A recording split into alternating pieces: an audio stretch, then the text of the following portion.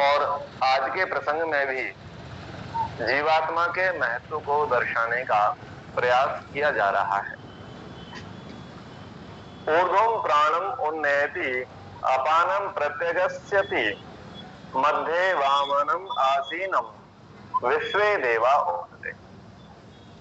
जीवात्मा के रूप में कहते हैं ऊर्ध्वं प्राणम उन्नयति, जो प्राणों को ऊपर की ओर ले जाता है।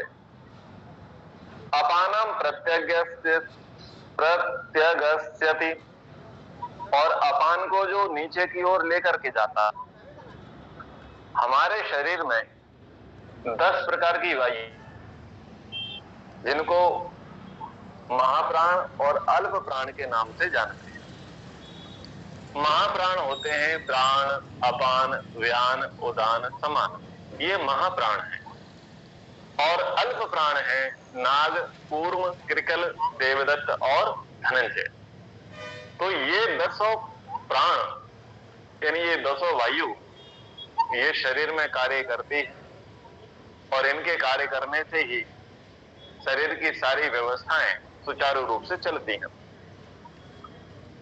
तो यहां पर उपनिषद में कहा गया ऊर्ध्वं प्राणम उन्नयति अपानम प्रत्यगस्यति, जो जीवात्मा प्राणों को ऊपर की ओर धकेलता है, नीचे की ओर धकेलता है। प्राण ऊपर की ओर जाते हैं, बाहर की ओर जाते हैं, निकलते हैं, फिर भीतर की ओर आते हैं। तो प्राण अपान ये क्रियाएं हमारे अंदर चल रही हैं। कहने का केवल भाव इतना सा है कि जो भी आपके अंदर प्राणों का संचार हो रहा है, उन संचारों का जो व्यवस्थापक है, जो नियामक है, जिसके कारण अथवा जिसके लिए वो हो रहा है, मध्ये वामनम आसीनम, वो वामन है। वामन यानी वो सूक्ष्म है, वो सुंदर है, शुद्ध चेतन है। कौन है वो? जीवात्मा है। उस जीवात्मा के कारण ही ये प्राण अपान की क्रियाएं शरीर में चल रही हैं।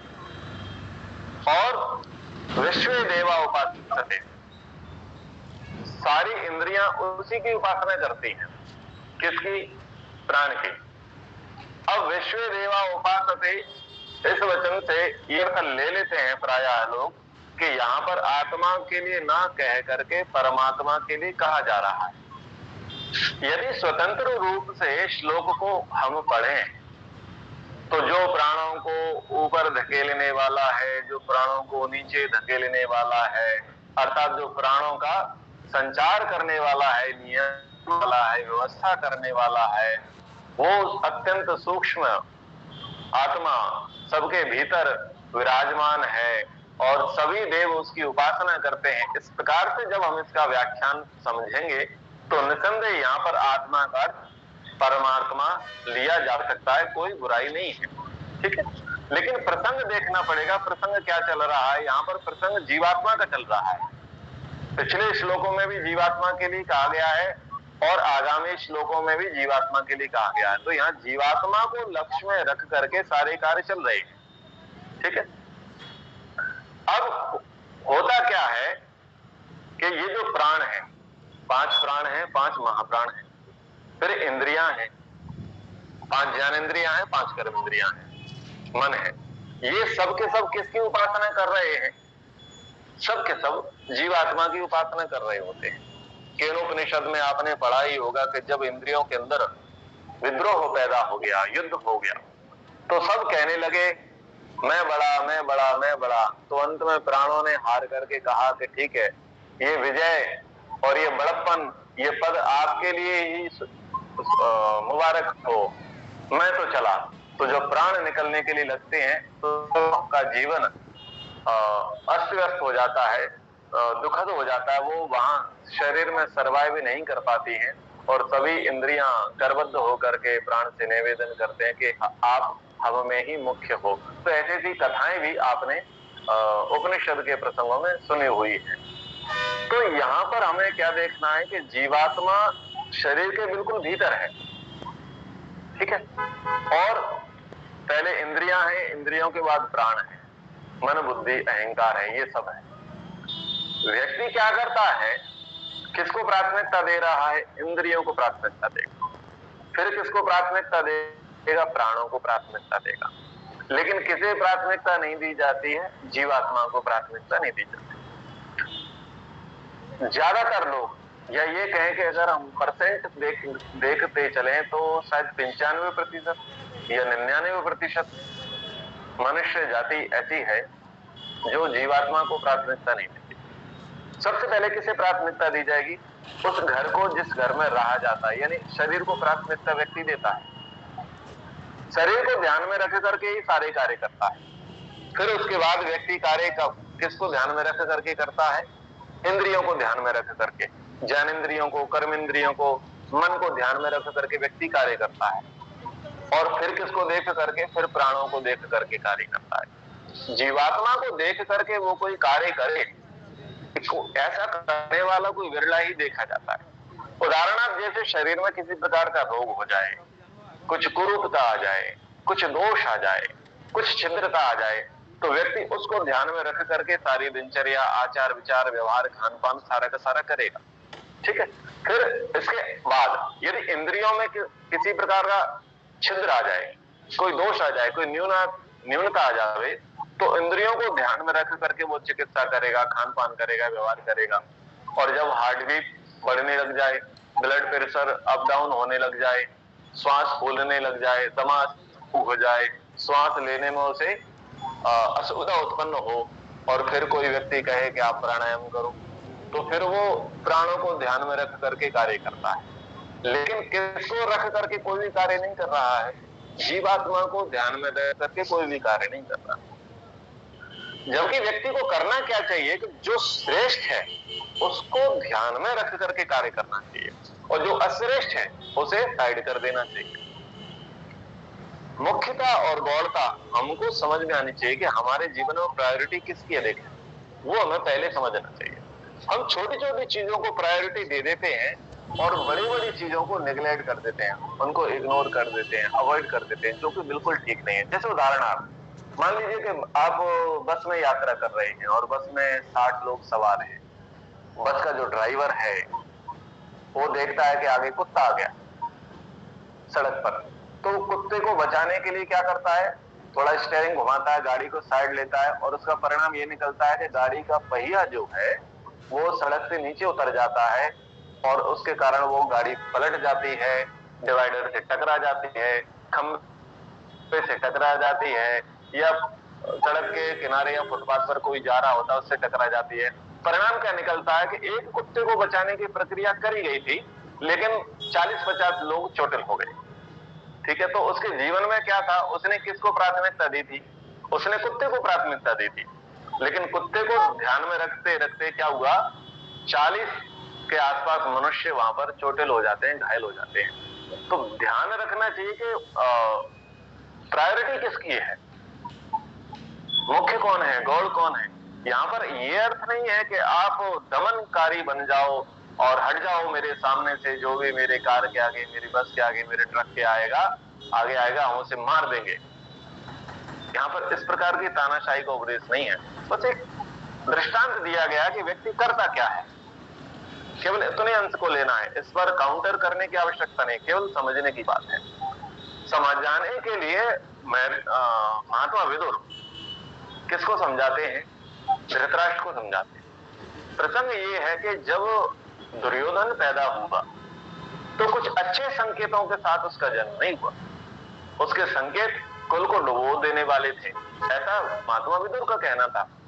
तो महात्मा विदुर ने कहा कि भ्राताश्री, आपको इस बच्चे को त्याग देना चाहिए। यदि हम अपने इस राज्य की, इस भारत की सुरक्षा चाहते हैं, व्यवस्था चाहते हैं, तो इसे त्याग देना चाहिए। और वहां पर श्लोक आ गया। इसी श्लोक को आचार्य चाणक्य ने भी कहा।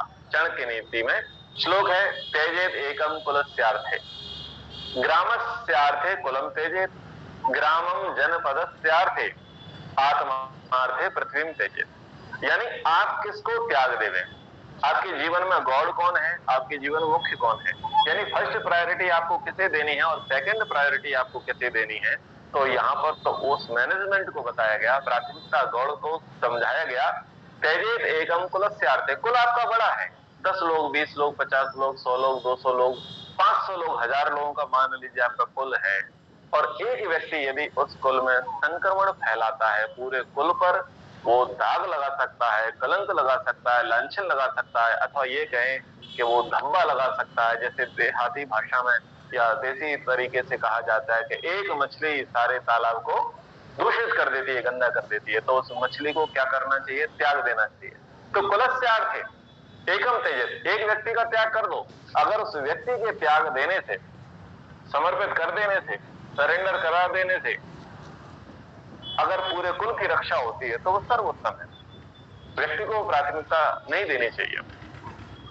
आगे कहा ग्रामस्यार्थे कुलम त्यजेत, गांव बड़ा है, उस गांव में कई कुल निवास करते हैं, तो यदि सब गांव की आप भलाई चाहते हैं और एक कुल, एक परिवार उस गांव के लिए गले की हड्डी बने हुआ है, नासूर बना हुआ है, उस कुल के कारण से गांव का अस्मिता जो है, गांव की संस्कृति जो है, गांव की परंपरा जो है वो धूमिल हो रही है, तो ग्राम वासियों को चाहिए कि वो एक कुल को त्याग दें, उसको आहूत कर दें, उसे समर्पित कर दें, उसे छोड़वा देवें, जिससे पूरे ग्राम की सुरक्षा हो सके। ऐसे ही आगे कहा कि जनपद ग्रामम जनपदस्यार्थे, जनपद में कई ग्राम आते हैं, बहुत सारे गांव आते हैं जनपद में, लेकिन यदि आपको जनपद को सुरक्षित करना है तो आप गांव को त्याग दें। और अंत में कहा आत्मार्थे पृथ्वीम त्यजेत, यदि आप आत्मा को प्रायोरिटी देकर के चलते हो और आत्मा का जहां पर विकास हो सकता है, आत्मा की जहां पर उन्नति हो सकती है, आत्मा की कृतकृत्यता हो सकती है, अथवा यूं कहें कि आत्मा का जो परम लक्ष्य है मुक्ति, यदि वो प्राप्त हो सकती है तो पृथ्वी को भी त्याग दो। यानी जो बड़े से बड़ी वस्तु है, बड़े से बड़ा उपभोग है जिसमें आपका राग हो सकता है, आप उसे भी त्याग दो, क्योंकि बड़े को अचीव यदि आपको करना है तो छोटी छोटी चीजों को आपको छोड़ना पड़ेगा। इतना बढ़िया मैनेजमेंट इस श्लोक के अंतर्गत कहा गया। यहाँ पर यमाचार्य नचिकेता जी को समझा रहे हैं कि मूल में कौन है? मूल में जीवात्मा है, लेकिन जो लोग हैं, जो मनुष्य है, वो करता क्या है कि वो शरीर को प्राथमिकता देगा, इंद्रियों को प्राथमिकता देगा और प्राणों को प्राथमिकता देगा, प्राथमिकता आत्मा को नहीं देती। यानी जो गौड़ है उसे मुख्य बना लिया है और जो मुख्य है उसे गौड़ मान लिया।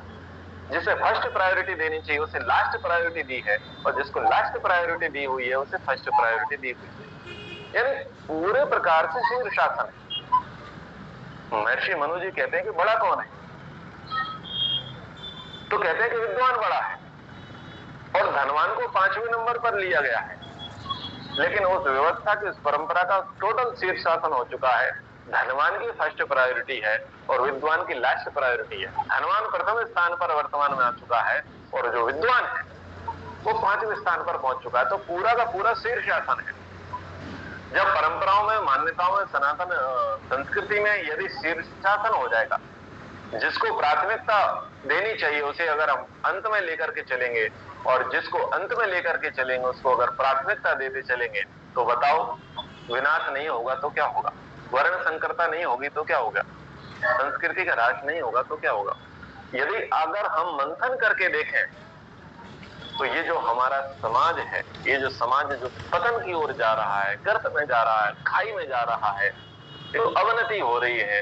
इस अवनति का ओवरऑल जो कारण समझ में आता है वो कारण यही है कि जिसको प्रायोरिटी देनी चाहिए थी उसको तो हमने बिल्कुल अंत में ले रखा है, और जिसको बहुत अंत में लेकर के चलना चाहिए था उसको हमने प्रायोरिटी दे रखी है। यानी एक प्रकार से जिसको मुकुट बनाना था उसको पैरों की जूती बना रखा है, और जिसको पैरों की जूती बनाना था उसे अपने सिर पर सजा रखा है। तो इतना शीर्षासन हमने बहुत सारे क्षेत्रों में किया हुआ है। इस श्लोक के माध्यम से आप स्वयं अपने जीवन में कुछ आकलन करें, कुछ मंथन करें, कुछ विचार करें, आपको बहुत सारी चीजें पता चल जाएंगी। तो यहाँ पर कह रहे हैं अस्य विस्रस्य समानस्य शरीरस्थस्य देहिनः देहाद् विमोच्यमानस्य किमत्र परिशस्यते एतद् वैतद्। ये जो जीवात्मा है जिसके कारण से प्राण चल रहे हैं, प्राण ऊर्ध्व गति कर रहे हैं, ऊपर की ओर जा रहे हैं, नीचे की ओर जा रहे हैं, इंद्रियां कार्य कर रही हैं, वो जीवात्मा अस्य विश्रम समानस्य शरीरस्थस्य देहिना, जब इस शरीर में रहने वाला ये जो देह है, इस देह में रहने वाला जो देही जीवात्मा है, जब इस शरीर से वो क्या करता है, सरकने लग जाता है, इस देह में से जब निकलने लग जाता है, तो फिर बचता क्या है?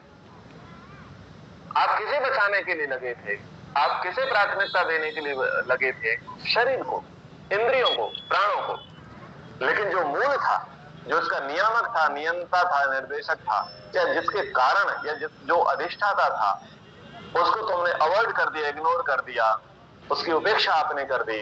और यदि वही इस देह से निकल जाए तो फिर क्या बचेगा?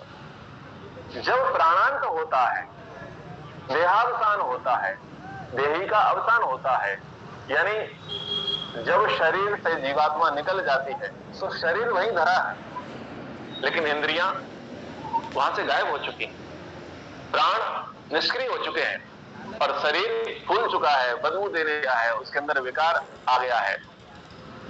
अब क्या होता है? वो केवल